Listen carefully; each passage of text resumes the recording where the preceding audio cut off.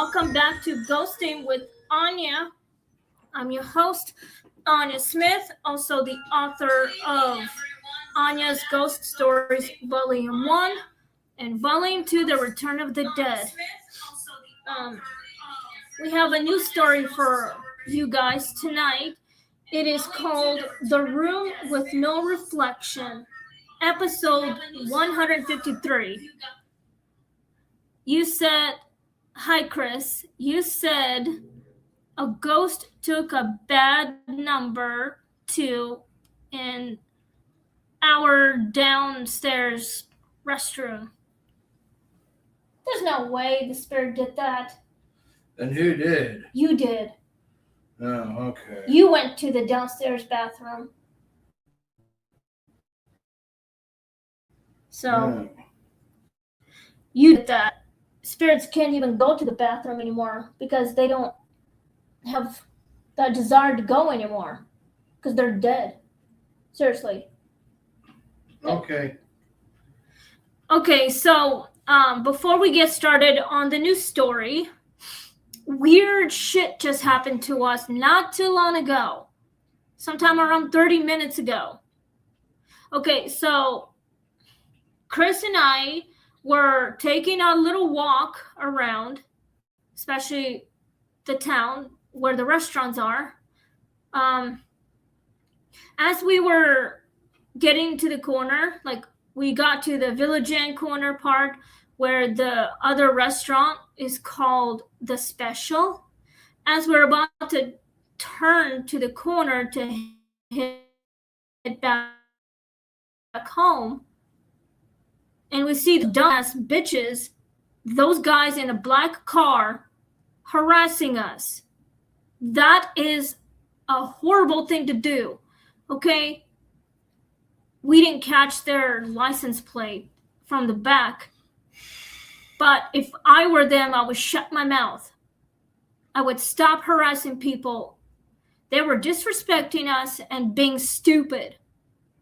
So, if they're watching this shit, I hope they rot in jail. I hope they get arrested, go to prison, and be taught a fucking lesson. One of the guys was sitting in the passenger seat in the front side of the car and started fucking harassing us, saying horrible shit to us. We didn't do anything to them. We were just minding our business, having a little evening walk after supper, and they're the ones who approach us and decided to fucking harass us. We've done nothing to them. They're the ones who did the shitty stuff, like saying horrible shit to us. So if I were them, I would shut the fuck up and mind my own damn business. That's what they should have done. Mind their own damn business. Instead of harassing myself. Like, they need to shut the fuck up and get their asses grounded. Or go to fucking jail. Seriously. By the way, one of the guys that was sitting in the front passenger seat, he was blonde and being a dumbass. Their parents must have raised a horrible child. They never should have gone pregnant with those kids. And they literally never should have had him. Or whoever this kid was needs to go fucking fuck himself. He needs to go to jail and learn a fucking lesson for harassing us. I don't like when people fucking harass me or my husband. So, this is the reason why. I'm so pissed off now because they're the ones who did something shitty stuff. We've done nothing to them. We were just walking, getting some fresh air, minding our own business, and they were the ones who came up to us and decided to harass us. We didn't harass them. They're the ones who did it. And I hope they rot in hell where they belong. So, if I were them, or if I were their parents, if I were their mom, I would probably fucking ground them, slap them across the face, take everything away from them, and arrest them. Probably, I don't know, send him to a fucking military school. Something like that. Boot camp or whatever. Like Alcatraz, maybe. I would probably send him to fucking Alcatraz so he can be taught a fucking lesson. I don't know this kid's name, but still. This kid needs to shut the fuck up and mind his own fucking business. That's how much pissed off I am right now, just because they decided to fucking harass me and my husband. So we got a new story for you guys. The Room with No Reflection. I hope you guys are ready, and let's get started. So I just lost a 41st subscriber, I guess, just now. But if you guys support me on this channel, let me know if those kids that we were just got harassed by did the same thing to you guys.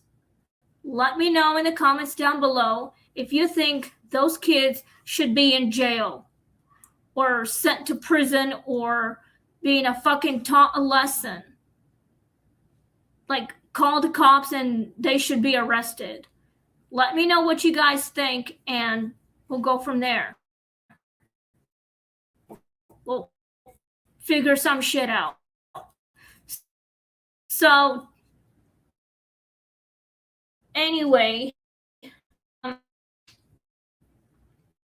hope you guys are listening to Ghost Story, because if anyone who said horrible things to me as well will be banned from any social media.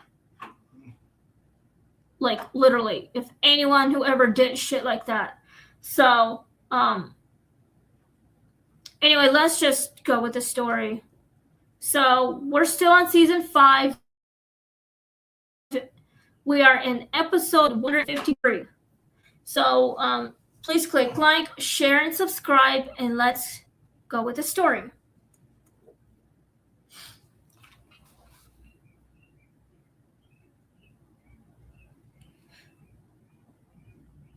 Lena booked the room because it was cheap, available at the last minute, and only a few blocks from the conference center where she was due to speak the next morning.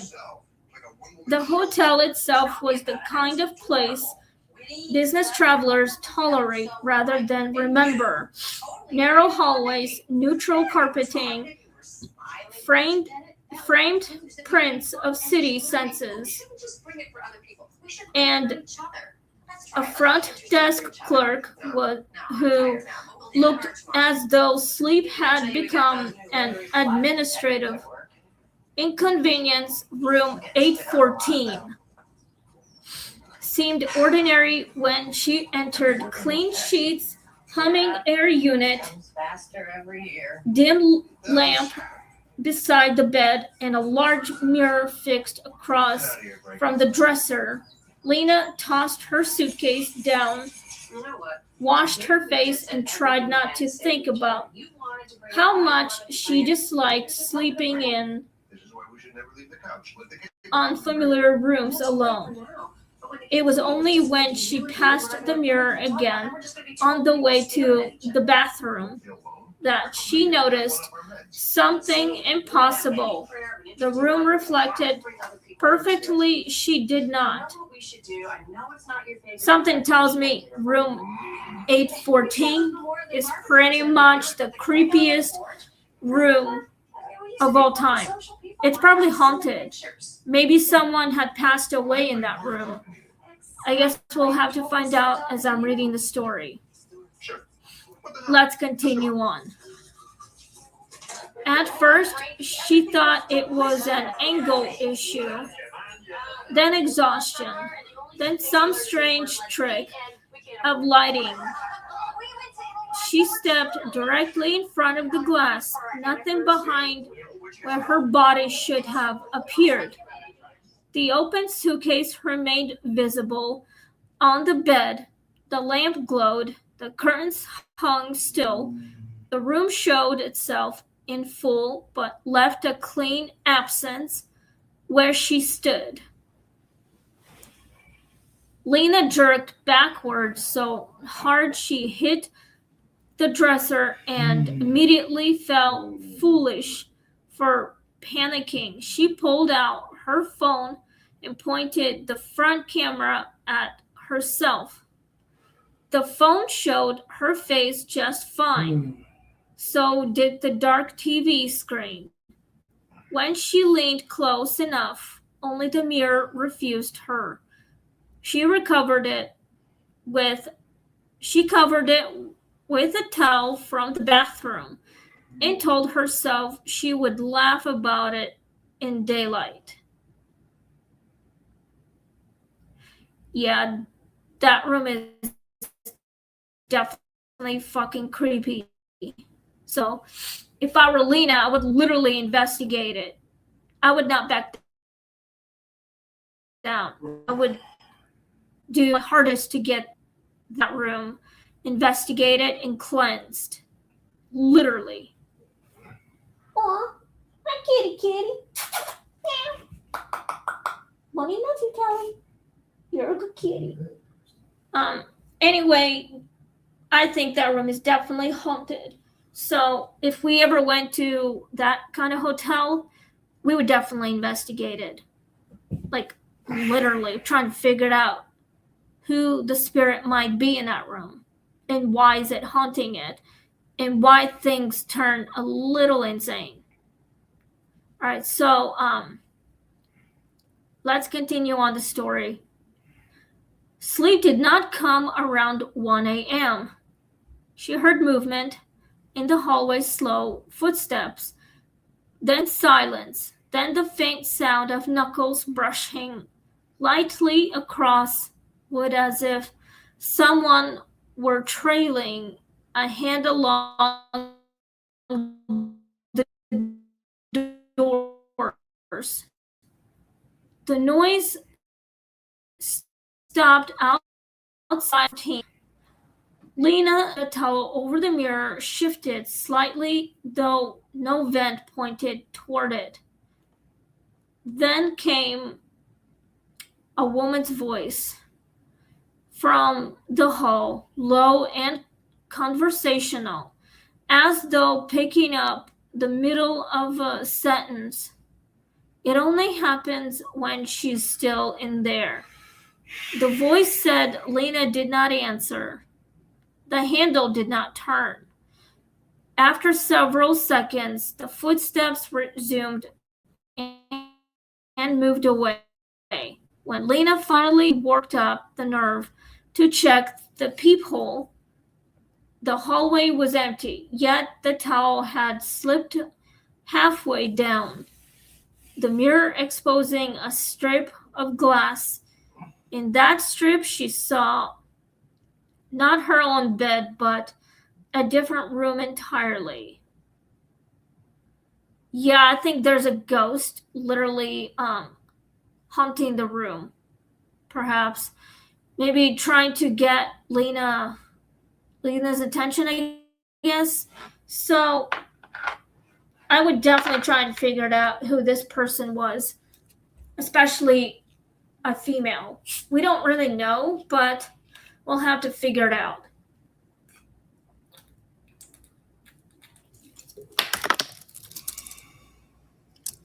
So, anyway, I hope that we will find out who this woman was as I'm reading the story. So, let's continue on. We'll figure some shit out, like always. The reflected room looked older than the hotel around her. The wallpaper was floral, the dresser dark wood instead of laminate, and the bedspread embroidered. rather than playing. Sitting at the edge of that reflected bed was a woman in a cream-colored nightgown, brushing her hair with steady strokes.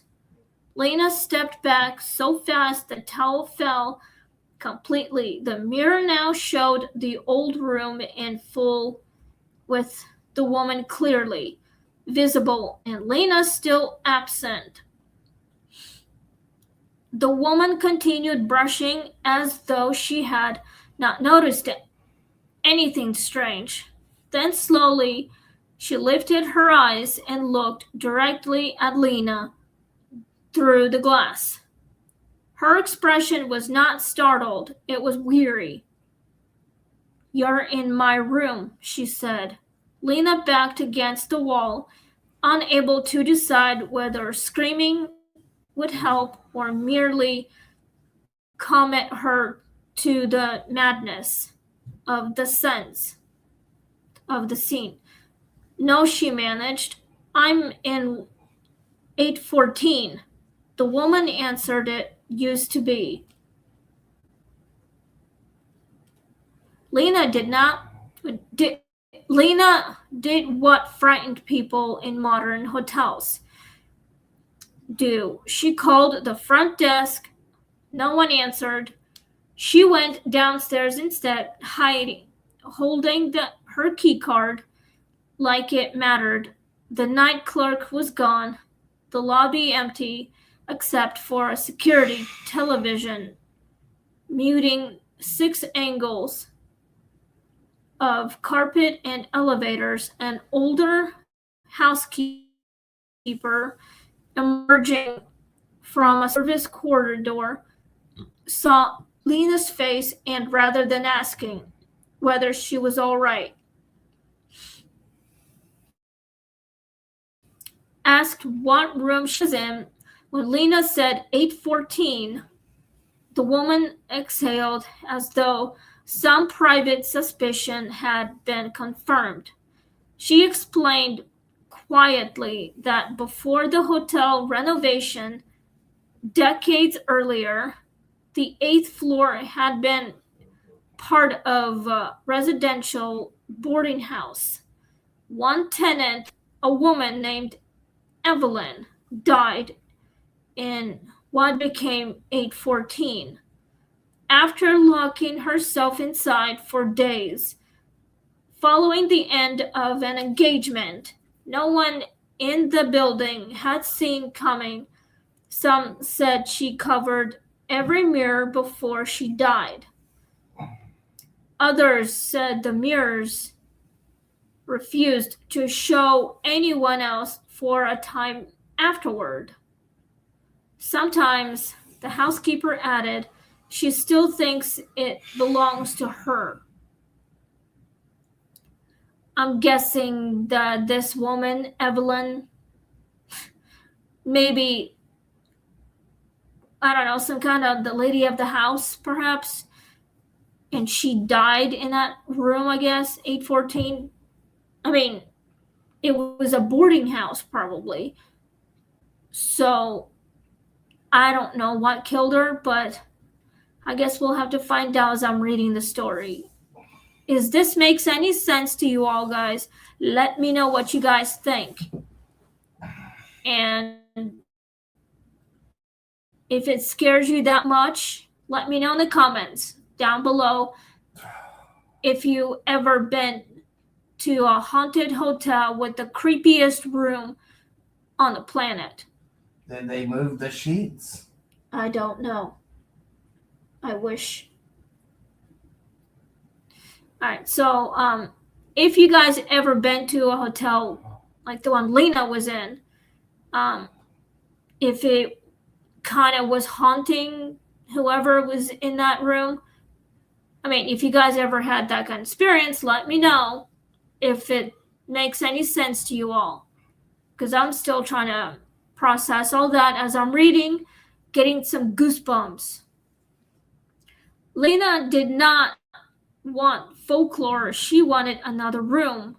But the housekeeper told her the hotel was overbooked and offered only a choice: wait in the lobby until morning or return with the housekeeper to 814 and speak plainly if spoken to. Neither option was good. They went back upstairs together in the room. The mirror now reflected the ordinary hotel again: bed, dresser, lamp, but still no Lena. The housekeeper stepped in front of the glass and appeared normally. "It's you tonight," she murmured. Then almost ceremonially, she folded the towel over her arm and addressed the mirror as if addressing an unpleasant but familiar guest. "Evelyn," she said, "this is not your night." For a long moment nothing happened. Then the surface of the mirror darkened.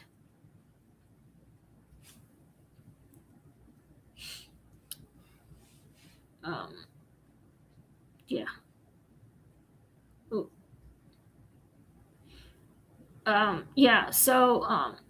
The mirror darkened around the edges and the old room seeped back through, dimmer this time.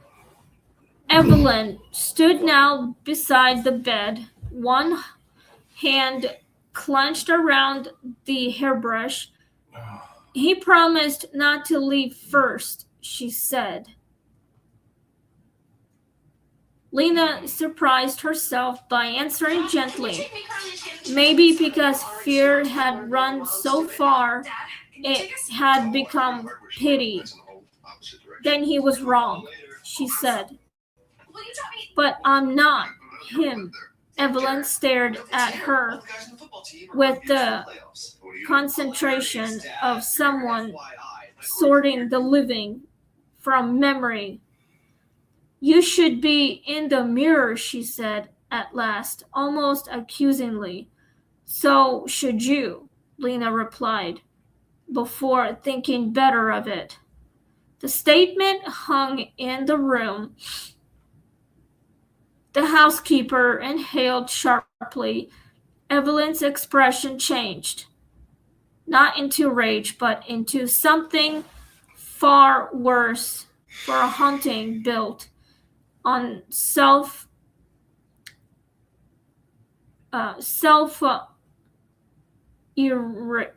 erasure.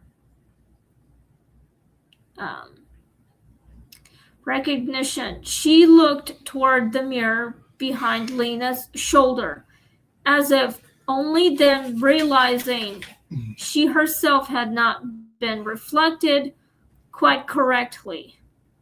Either the hairbrush slipped from her hand, the old room faded rapidly, taking wallpaper, bedspread, and Evelyn with it. When the glass cleared, Lena stood there at last, pale and shaken and undeniably present. She left before sunrise and never returned to that hotel. Still, years later, mirrors in unfamiliar rooms make her pause a little longer than they should. What haunted her most was not the impossibility of being unseen, but the idea that a room could hold someone's abandonment so strongly it started denying reality to new occupants. The housekeeper later sent her a note through the conference office saying room 814 had not had another incident in months, and that the old mirror was eventually removed during refurbishment. Lena kept the note tucked inside a journal. Some people vanish into heartbreak, metaphorically.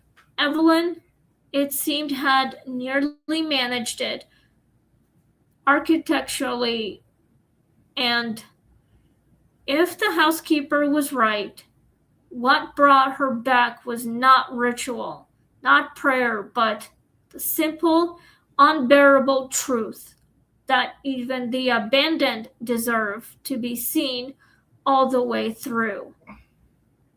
Yeah, I think something tells me this ghost of Evelyn somehow maybe was trapped in that room or in that house somewhere at the hotel. So this is the creepiest shit I have ever read. I mean, if I were her, I would definitely want to investigate instead of running away and freaking out like a little girl. I probably would definitely investigate it.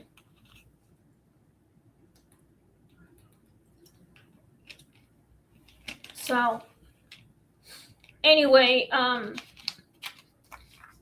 I hope you guys enjoyed this story. I hope it makes any sense to y'all of the story about a woman named Evelyn. So, anyway, we're going to questions now. I hope you guys have any questions and some answers for it. We'll try and figure it out. So, all right. So, May have some questions. There's only 10 questions about it. And if you have any opinions, please let me know in the comments down below. We are in 27 minutes now. I'm almost done here.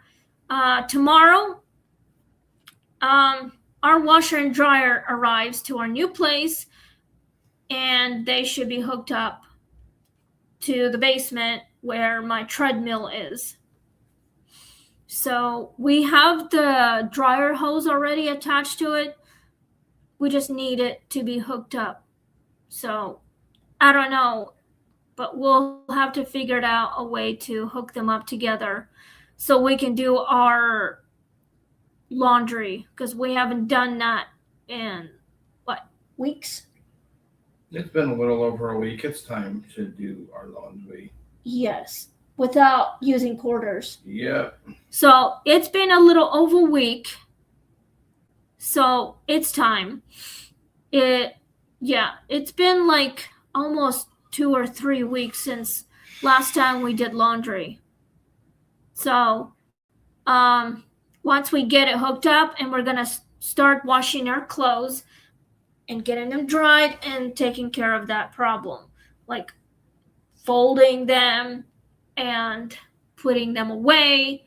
But my dresser is coming on the 11th of this month, so hopefully it's going to be put together so I can put my clothes in that dresser.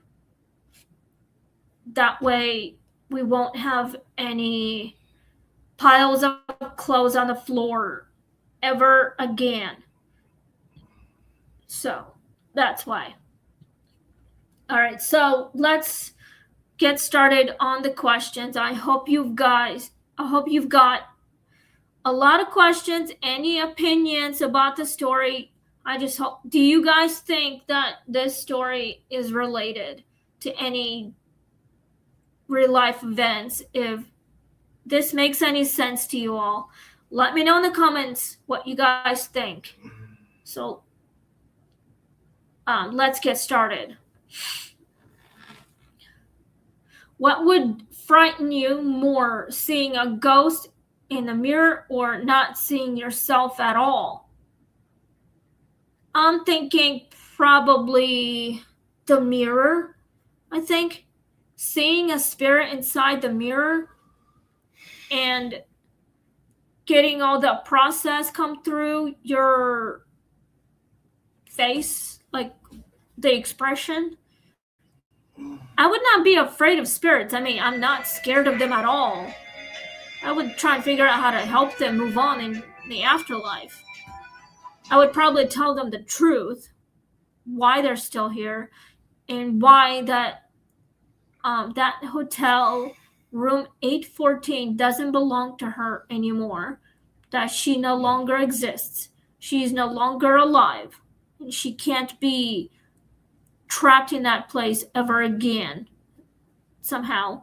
But seeing your reflection in the mirror, like not being in the mirror, is a lot scarier than that. But I think it's the spirit inside the mirror freaking out. Maybe don't know that this woman is actually dead. She doesn't know that she's dead.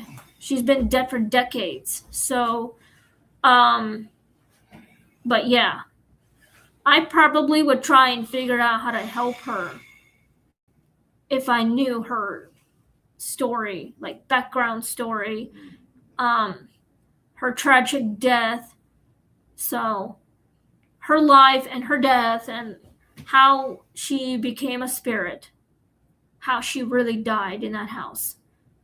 Whoever maybe killed her, or she doesn't remember what happened to her in that house. Let's go to number 2. Do you think Evelyn was haunting the room or hiding inside it? I'm guessing she was haunting it. Perhaps, yeah, maybe she was haunting it, but she doesn't know that she's dead. So she's probably hiding. I'm pretty sure. Well, she's a ghost. How could she hide? I mean, she's been dead for decades, and we don't even know what year she died.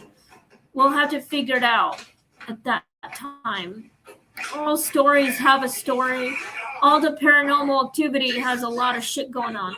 All the places, especially people in the background of their stories, they all have some kind of secrets. And they just don't like to talk about it that much because it scares them very well. They become emotional and frightened and angry. So, no wonder why. But I think maybe she was haunting the place. My guess is that she actually is haunting room 814. Let's go to number 3. Why do mirrors make such powerful ghost story devices? Well, mirrors remember everything because they can hold secrets. They were there to witness a woman's death or a man's death as well, because mirrors can have a lot of fucking shit going on. They have memories, they have secrets, and they can have whatever they got. Mirrors have memories, okay? They know a lot more than us because they know what really happened with these people because they were there, they witnessed it, even though they didn't have eyes, but mirrors can reflect on a lot of their expressions. So mirrors have secrets, and they know how these people died, and that's why they are haunting the place. They're part of the memory, and Evelyn doesn't remember how she died. That's why she's confused. So that's why she's angry. She thinks the room is still hers. She thinks she's still alive, but we both know she is not. She is a ghost. Has been a ghost for decades, and she had no memory of how she died. It's like her memories were altered or something like that. Let's go to number 4. Why do you have stayed in the room? Would you have stayed in the room after the first missing reflection? Of course I would stay in that room. I would totally stay for the next couple days and investigating it and try get some answers. Maybe communicate with Evelyn's ghost. Maybe she could tell me what really happened in that house where room 814 stands. So perhaps maybe she was killed. We don't know. I guess we'll have to freaking search for the archives and about a woman living at the boarding house that is a hotel now, and the room 814 where she died and trapped for decades, for all eternity. But my husband actually agrees. We would definitely stay there and try and figure out how to help her. Yes, we would. We need enough evidence and some answers for her, so maybe we can tell her the truth that she's no longer alive. Cool. She thinks she's alive, but she's not. Yeah. She's a ghost. But I would definitely stay in that room. I would definitely help her move on into the afterlife, like heaven. Maybe find the truth and prove it to her that she is a ghost. So, hey, little girl. Hey, Callie. My little girl is here. She wants to know what's going on. Hi, Callie. What are you doing? Pop, pop, pop, pop, pop. Yeah, my baby likes to mess with everything, and she thinks my chair is hers, but there's no way that's hers. She can't have my chair. She cannot mess with it. So, yeah, my cat just likes to hog my chair every time, but she sleeps in it. She usually comes to sleep with us every night, normally, until like, I don't know, 7 a.m. or something like that. Okay, so I would definitely stay in that hotel and figure out how to help this woman.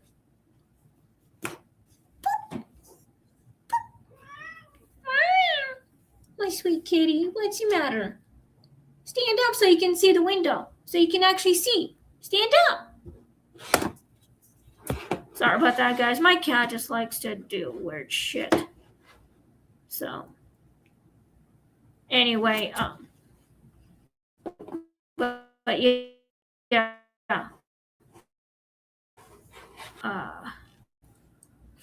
Sorry about that. I didn't mean to click the button. Tally, stop that right now. All right. So, anyway, let's go to number 5. All right, we've got 5 questions before I sign off. So, okay. What do you make of the housekeeper already understanding what was happening?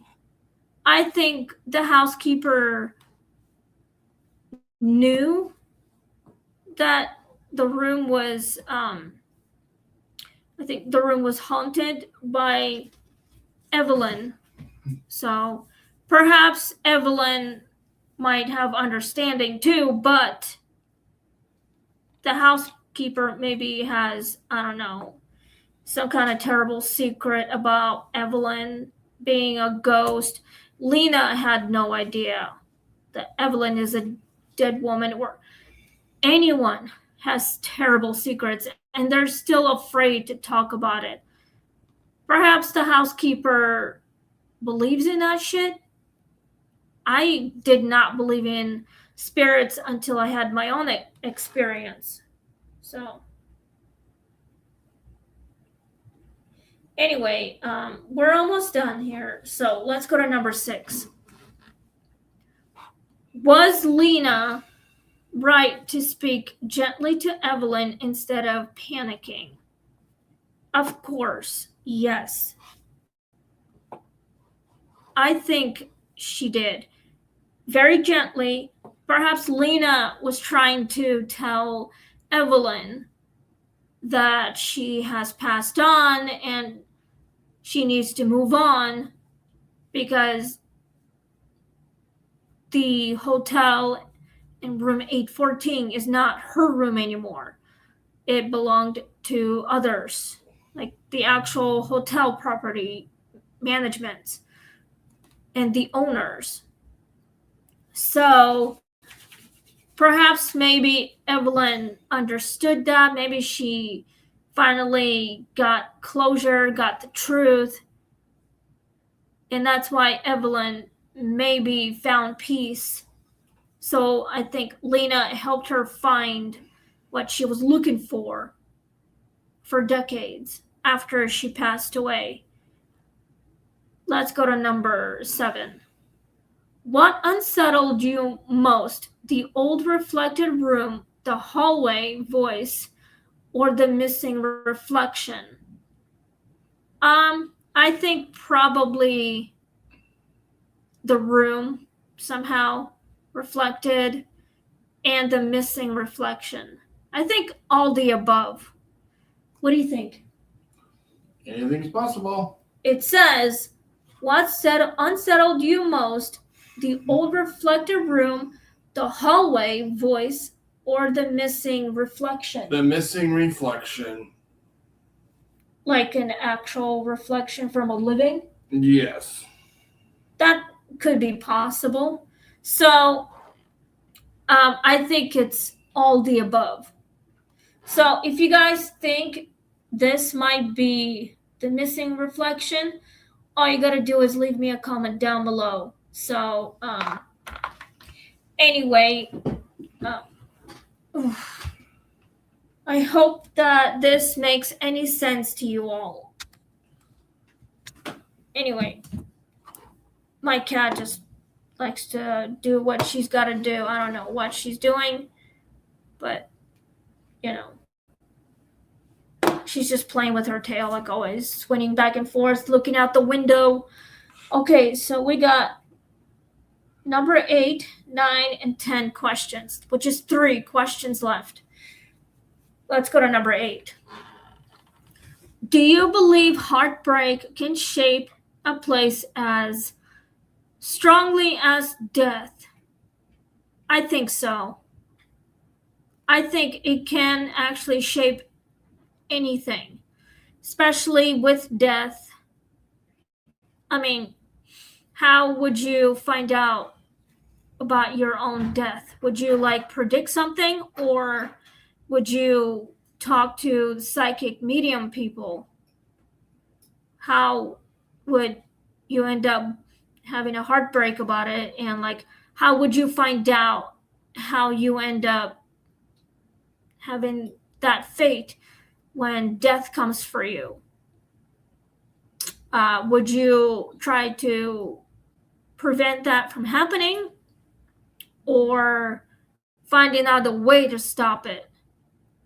For me, I strongly believe that I could try to avoid it, so I probably would. But I think a heartbreak can shape a place as strong as death. But yes, my answer is yes. So, okay, let's go to number 9. Why is being unseen such a powerful fear? Well, it's probably because, like Lena, she was not panicking a lot because maybe she somehow understood about this sort of situation. She got startled. She wasn't frightened, but she got startled. So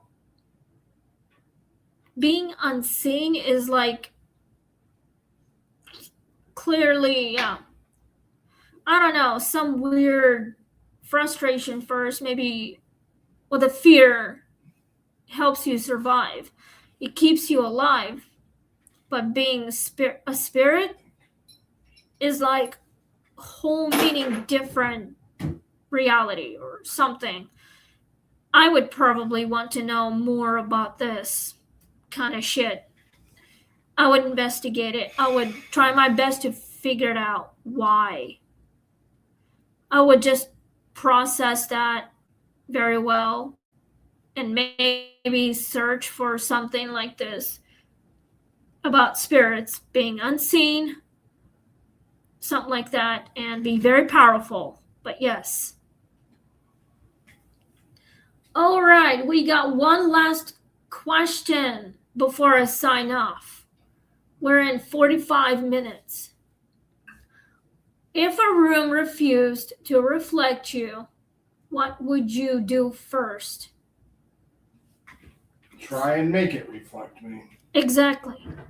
We would actually try to talk to the spirit and tell them not to startle us, not to frighten us, not to haunt us, but we would tell the ghost it's time for that person to move on.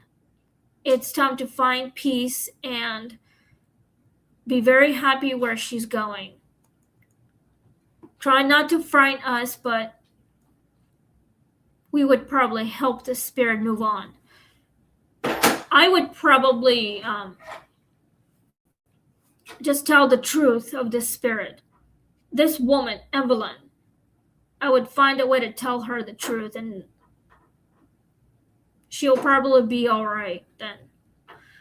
All right, we are out of time. So tomorrow night we'll be doing a new story, new episode. It is called The Barber After Midnight. You know, it kind of reminds me of Sweeney Todd, which is played by Johnny Depp. If you guys ever seen the movie called Sweeney Todd, which is almost related to the movie, but he played Sweeney Todd, which is the lonely barber who lost his wife and kid in the past. So he probably decided to do something stupid for no damn reason. But I've seen it. It's a good movie. So maybe I'll find it and watch it. It would be cool. So that's tomorrow's episode. And I hope you guys were brave enough to listen to the story. And I just want to say thank you and have a wonderful night. And we'll see you all tomorrow night, same time as always. It is 9:25 already. So have the rest of your night. And please click like, share, and subscribe. And we'll see you all tomorrow night on Ghosting with Anya live stream. So stay safe, you guys. Stay spooky and have fun. May God bless you all and protect you. And we'll see you all tomorrow night. Good night, everybody. Thanks for watching.